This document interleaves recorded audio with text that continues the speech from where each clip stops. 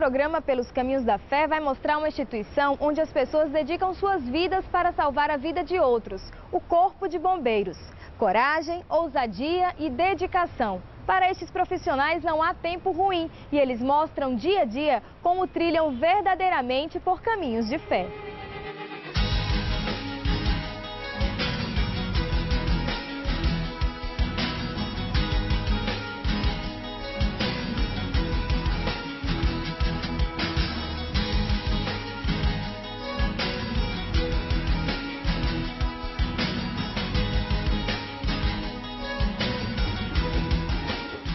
Eu estou aqui no American La France, o carro mais antigo desta corporação. Ele veio dos Estados Unidos na década de 50. Só para você ter uma ideia da importância deste veículo, ele já transportou os corpos do presidente Tancredo Neves e do vice-presidente José de Alencar. Além disso, já transportou também a seleção de vôlei brasileira, que foi campeã olímpica em 92, e os restos mortais da irmã Benigna. Bem, gente, aqui deste carro eu me sinto verdadeiramente entrando no túnel do tempo. E por falar em tempo, vamos conhecer agora um pouco da história do Corpo de Bombeiro aqui com o Tenente Silvio, que vai contar pra gente a história dessa profissão que merece ser tão honrada. Já na antiguidade, quando as grandes civilizações surgiram e o homem começou a criar os centros urbanos, as cidades, ele começou a conviver com os incêndios, né? Incêndios em templos, em palácios. Então surgiu a necessidade do combate organizado a esses incêndios. Então nós temos aí na Roma Antiga, né, no início do Império Romano, a criação do que nós chamamos de embrião do Corpo de Bombeiros no Ocidente, que são os vigílios. Os vigílios, eles patrulhavam as ruas, tinham a missão de combater incêndio, eram equipados para isso, usavam bombas manuais naquela época, né? Também baldes. Quem acha que a única função dos bombeiros é apagar fogo está totalmente enganado. Estes profissionais atuam também em obras sociais. E dentre os projetos sociais, um que se destaca é o programa Voluntários da Cidadania, que é coordenado pelo Tenente Laudermi. Tenente, qual o objetivo deste programa? Bom, o objetivo principal desse programa é formar cidadãos, né, com um curso profissionalizante de bombeiro civil. Esse é um curso, é uma profissão que está em expansão no mercado. Então, além de ser um programa, né, que tem o cunho social, é também um curso profissionalizante.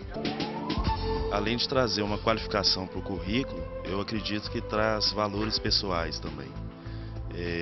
O treinamento que a gente passa aqui transforma a nossa pessoa. Isso que eu acredito. O que você acredita que já mudou em você desse tempo que você está aqui? A disciplina, principalmente. O rigor que tem aqui dentro nos faz transformar.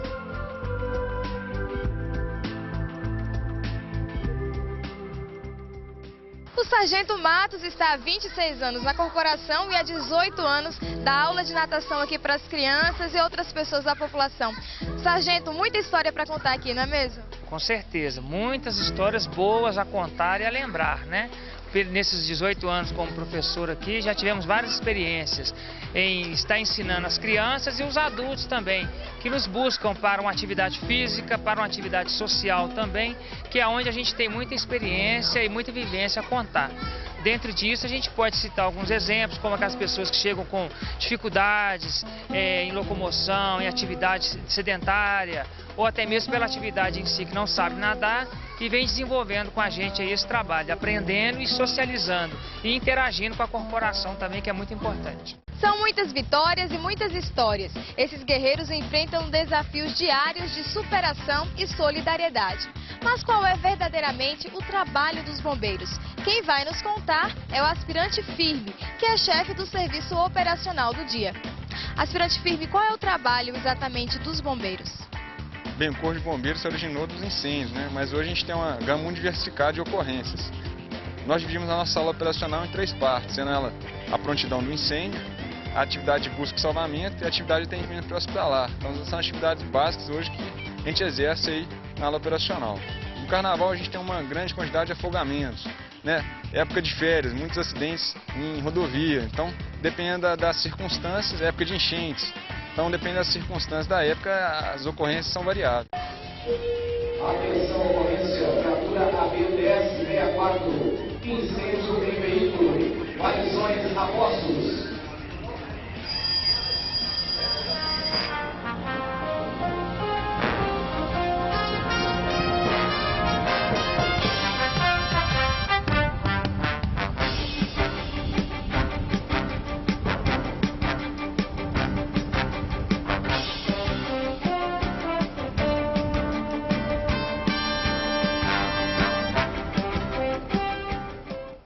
Nós temos a torre de salvamento e altura, onde é feito o treinamento.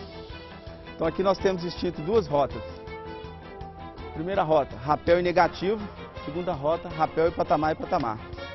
Esse aqui é um dispositivo de segurança, onde que o combatente, quando ele for subir na torre, se ele tiver um mal súbito ou cair, ele vai ficar pendurado por esse dispositivo juntamente com o equipamento. Em seguida, é feita a tomada de morcego para efetuar-se a descida.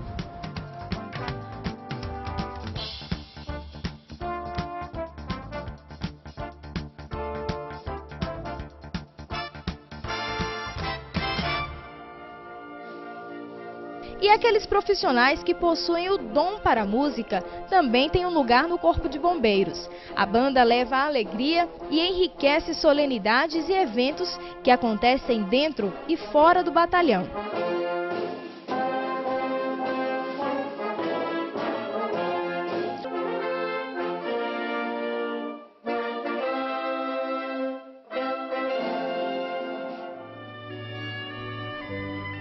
O cuidado com a espiritualidade faz parte da formação dos bombeiros. Para eles que lidam diariamente com o limite tênue entre a vida e a morte, nada mais importante do que se aproximarem de Deus, aquele que é o grande Senhor da vida. Padre Samuel, que é major e capelão da Polícia Militar de Minas Gerais, ajuda nesse belo trabalho de evangelização e cuidado espiritual dos bombeiros. O policial militar, o bombeiro militar, tem grande parte do seu dia a dia dedicado à sua missão. Muitas vezes pode ocorrer alguma dificuldade da comunidade mineira e, embora não seja um dia de serviço, o bombeiro militar ele é convocado e pode passar por um longo período distante da sua família em missões muito difíceis, de resgate, de salvamento, né?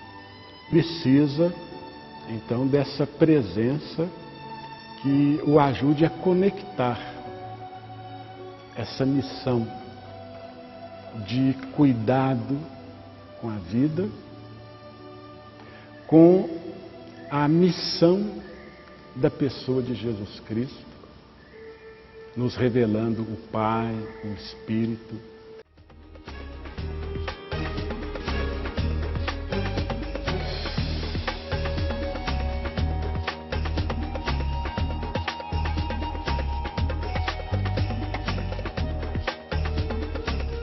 E a confiança que toda a sociedade deposita nestes profissionais realmente tem razão de ser, pelo instinto destemido que eles têm de se aventurar nos locais de mais difícil acesso para salvar vidas.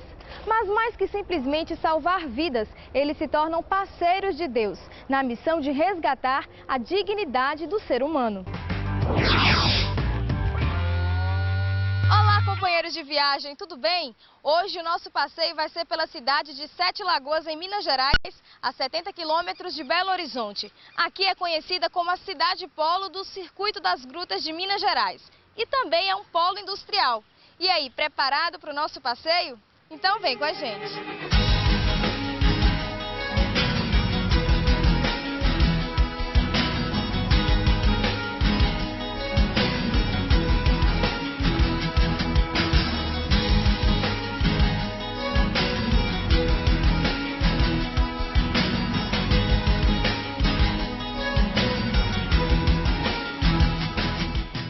Sempre fazemos em cada cidade por onde passamos, fomos também visitar um templo da Morada de Deus em Sete Lagoas.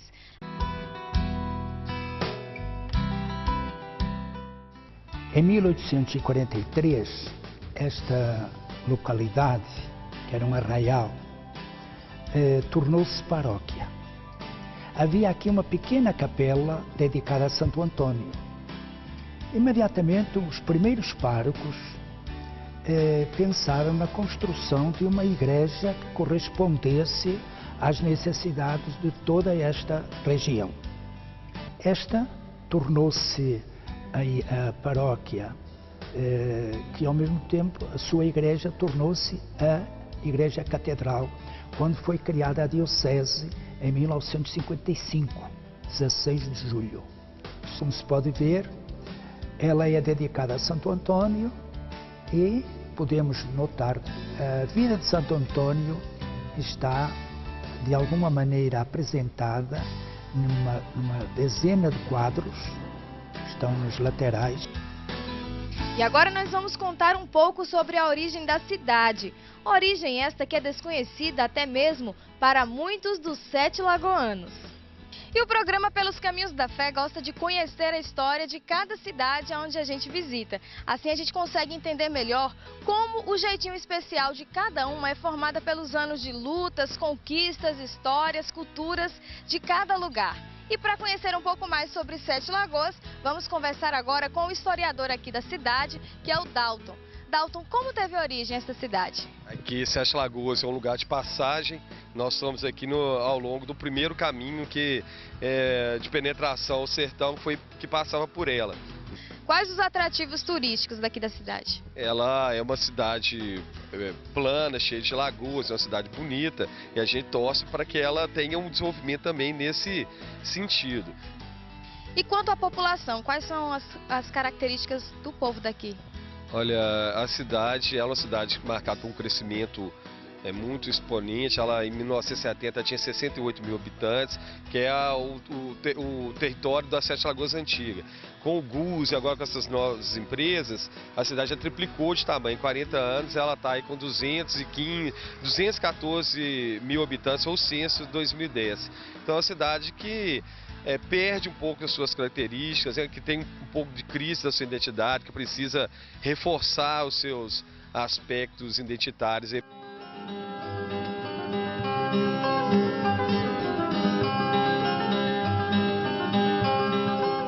Nossa próxima parada continua no Centro Histórico. Vamos visitar agora o Museu Municipal de 7 Lagoas, um lugar que resgata a cultura e preserva a memória da cidade.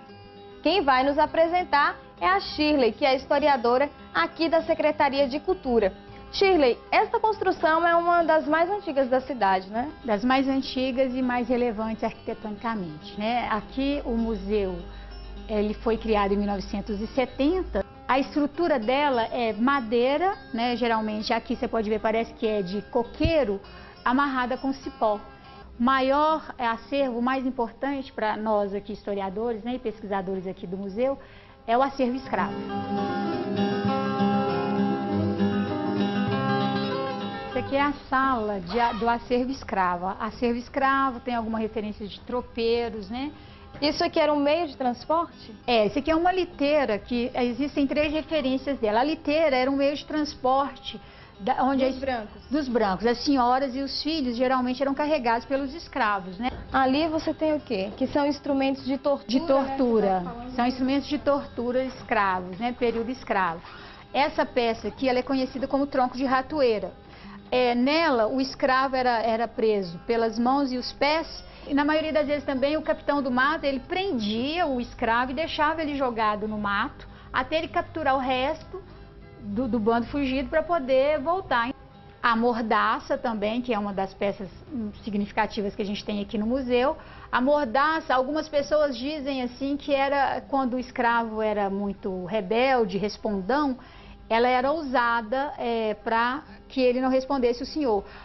Bom, aqui é o acervo de quarto, né? Quartos, peças mais antigas, né? Essa chave aqui era uma chave usada mesmo? São, né, pra gente ver. Já pensou você sair com uma chave dessa hoje? Complicado.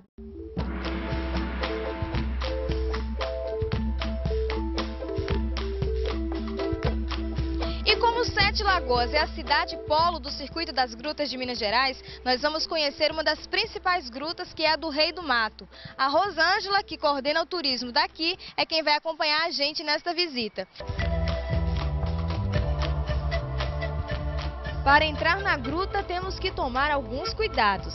A visita deve ser feita obrigatoriamente com a companhia de um guia e não se pode tocar em nenhuma formação da gruta.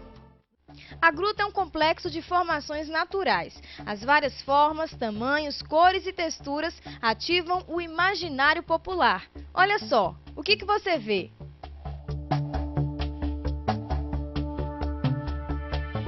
Aqui é uma estalagmite que tem uma formação bem curiosa. Parece que foi esculpida, mas não teve nenhuma intervenção humana. Foi apenas um processo natural e ganhou o apelido de sorvetão pela sua forma, inclusive com uma cerejinha ali em cima.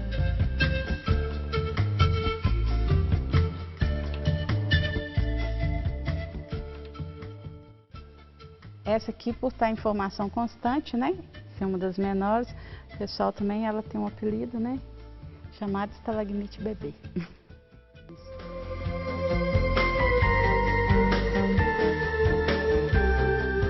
Essas são as principais do nosso percurso, né? Desse quarto salão. São as colunas paralelas, são consideradas raras. Na verdade, não por serem colunas. Colunas em outras cavernas nós podemos encontrar. O conjunto das duas, mesma altura, mesma espessura.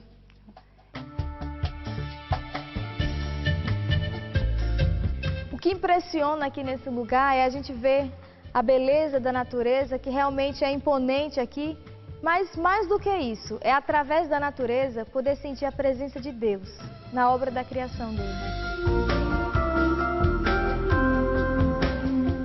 O complexo também abriga uma grutinha que fica ao lado da do Rei do Mato. Nela podemos encontrar pinturas rupestres e vestígios de antigos habitantes da região. Ali, como vocês perguntaram, né, nós temos uma réplica feita em resina de um animal pré-histórico, que foi já do período Pleistoceno, um dos últimos períodos, né? Extinto aproximadamente entre 11.000 e 10.000 anos atrás, chamado Xenorhinotério baiense. Essa réplica foi colocada ali para nos dar uma visão de que esse animal viveu nessa região, na região de Minas Gerais, parte de São Paulo e Bahia.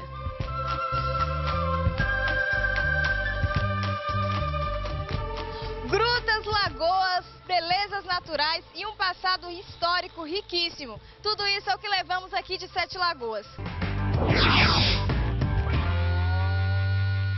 Que maravilha descobrir cada pedacinho do Brasil. E hoje nós estamos aqui na cidade de Nova Lima, em Minas Gerais.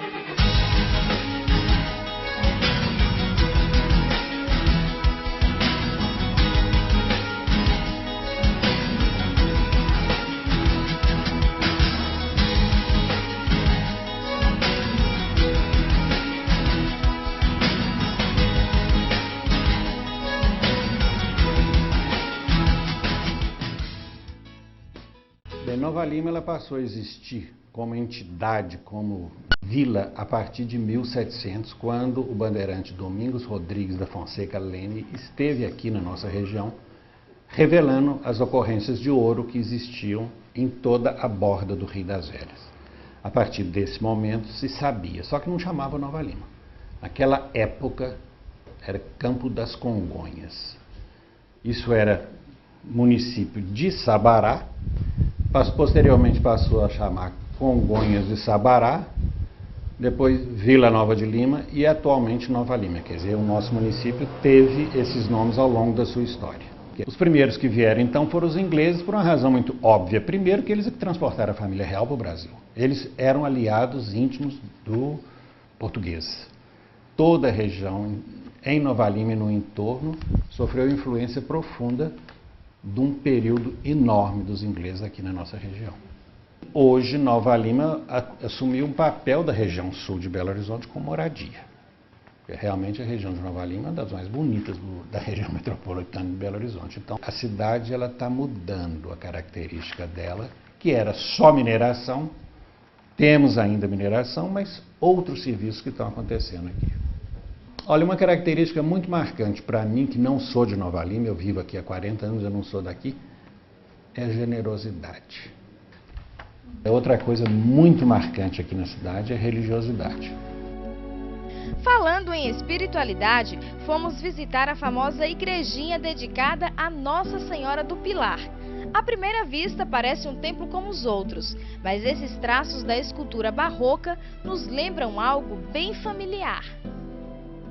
A igreja Nossa Senhora do Pilar contém também obras do escultor Aleijadinho. Tá aí uma foto e obras dele para quem não conhece. Aleijadinho, que foi um importante escultor do período barroco no Brasil colonial.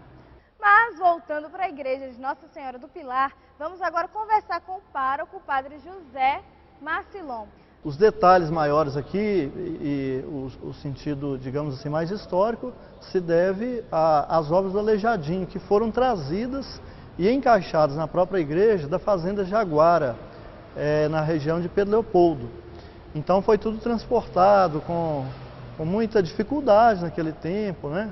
Lombo de burro, trem de ferro e tal. Então aqui tem o maior conjunto conhecido do Aleijadinho, porque não só o altar principal, altares laterais, arco cruzeiro, enfim, são várias obras do Aleijadinho, reconhecidamente dele, que estão aqui situadas. Então a comunidade tem muito carinho de preservar, de manter, né, aquilo que foi colocado em cima de uma igreja que era já depois do neoclássico. Então juntou, né, aquilo que era o barroco com a construção mais moderna. Qual é o traço da religiosidade do povo daqui de Nova Lima? Nosso povo ainda, apesar de ter muita influência, né, da capital, bem próximo de Belo Horizonte, mas carrega um sentimento de povo do interior. Então isso para nós é muito importante, os valores, né, da religião, da fé. Basta a gente dizer que quando fizemos a restauração desses altares, os restauradores ficaram impressionados com a quantidade de pessoas que entram aqui no decorrer do dia para fazer sua oração.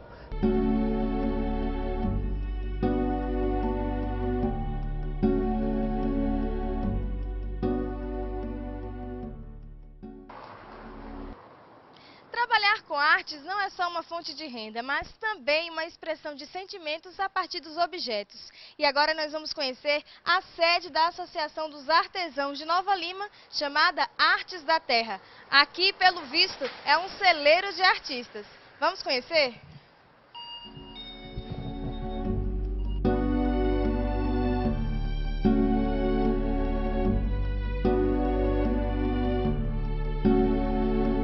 A Malu é artesã e está na associação há 6 anos e hoje assume também a vice-presidência. Malu, como começou a história da associação?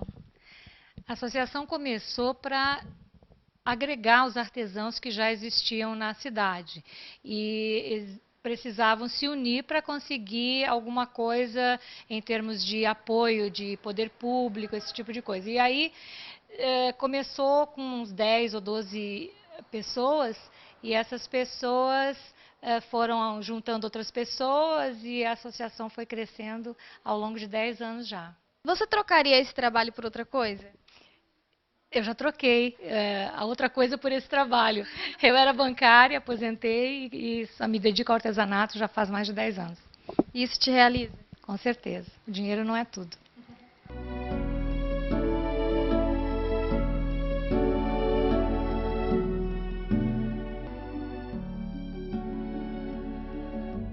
Estou aqui com a dona Inês e a sobrinha dela, a Maria Ângela. Essas duas aqui, gente, formam uma dupla que tem se tornado muito conhecida aqui na região pelos bolos que elas fazem. E hoje nós vamos conhecer a queca, um bolo muito especial que tem uma curiosidade. Vem do inglês da palavra cake, que é bolo. Dona Inês, conta pra gente como começou a história da queca aqui na região. Vieram dos ingleses, que antigamente a mineração Morro Velho eram os ingleses que administravam. Então eles trouxeram para cá esse bolo que era cake, que era usado muito com chá. Então a gente pegou as receitas e começamos a fazer com o nome de queca. Catarina, agora você vai experimentar um pedacinho da queca. Claro, com todo prazer, gente. Então...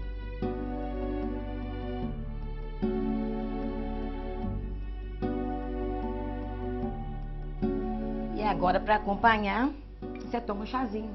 A moda inglesa, né? A moda inglesa, a moda inglesa. Então, vamos lá. E daqui, da casa da Dona Inês, nós nos despedimos. Se você quiser também levar o programa Pelos Caminhos da Fé até a sua cidade, entre em contato conosco.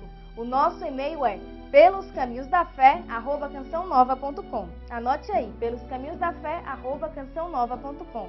Muito obrigada por sua companhia, um grande abraço, fique com Deus e até o nosso próximo encontro.